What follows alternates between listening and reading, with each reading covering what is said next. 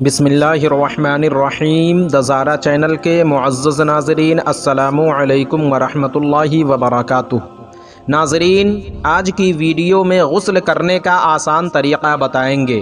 ہمارے بہت سے اسلامی بھائی اور بہنیں ایسے بھی ہیں جو آدھے گھنٹے تک نہاتے رہتے ہیں، کتنے بالٹی پانی خرچ کر دیتے ہیں، مگر پھر بھی ان کا غسل صحیح نہیں ہوتا اور وہ ناپاک کے ناپاک ہی رہتے ہیں۔ اس ویڈیو کو دیکھنے کے بعد انشاءاللہ آپ نہانے کا طریقہ سیکھ جائیں گے۔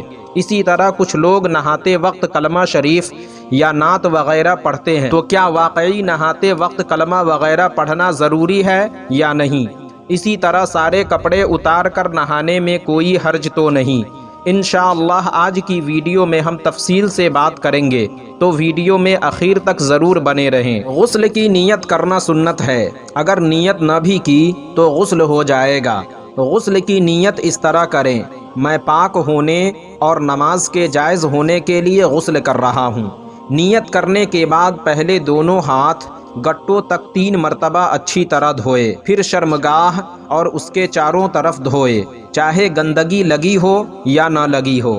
پھر بدن پر جہاں گندگی لگی ہو اس جگہ کو دھوئے، پھر غرارے کے ساتھ کلی کرے کہ حلق کے آخری حصے تک پانی پہنچ جائے، دانتوں کی کھڑکیوں اور مسوڑوں میں پانی پہنچ جائے۔ اگر دانتوں میں کوئی چیز اٹکی ہو تو خلال سے اسے باہر نکال لے، پھر ناک میں پانی ڈالے، اس طرح کہ ناک کے آخری ہڈی تک پانی پہنچ جائے۔ پھر چہرہ دھوئے، پیشانی پر بال اگنے کی جگہ سے داڑھی کے نیچے تک، اور ایک کان کی لو سے دوسرے کان کی لو تک۔ پھر 3 مرتبہ دونوں ہاتھ کہنیوں تک دھوئے، پھر سر کا مسح کرے جس طرح وضو میں کرتے ہیں۔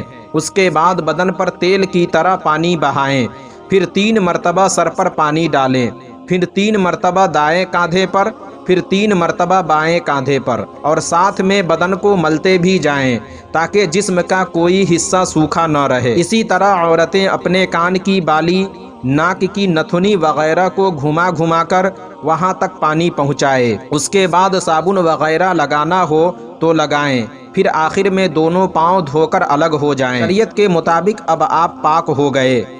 جس پانی سے نہانا ہو، اگر بے وضو شخص کے جسم کا کوئی بھی حصہ اس پانی میں لگ جائے، چاہے ناخن ہی کیوں نہ ہو، وہ پانی غسل اور وضو کے لائق نہیں رہا۔ اسی طرح جس شخص پر غسل فرض ہے، اگر اس کے جسم کا کوئی حصہ بغیر دھوئے پانی سے چھو گیا تو وہ پانی بھی غسل کے لائق نہیں رہا۔ ہاں، اگر دھلا ہوا ہاتھ یا بدن کا کوئی حصہ پانی میں چلا گیا تو کوئی حرج نہیں۔ غسل کرتے وقت قبلہ کی طرف رخ نہ کریں۔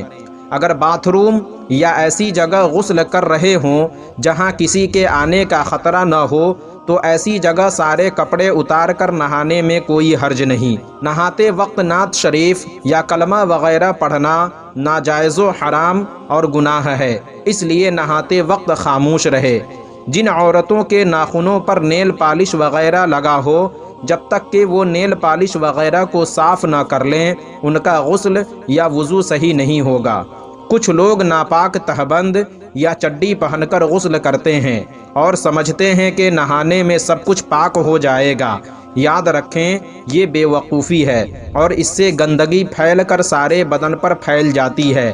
اس لیے پاک کپڑا پہن کر ہی غسل کریں، اور اگر پاک کپڑا نہ ہو تو پہلے ناپاک کپڑے کو دھو کر پاک کر لیں، پھر اسے پہن کر نہائیں۔ تو ناظرین، آج کی ویڈیو میں بس اتنا ہی۔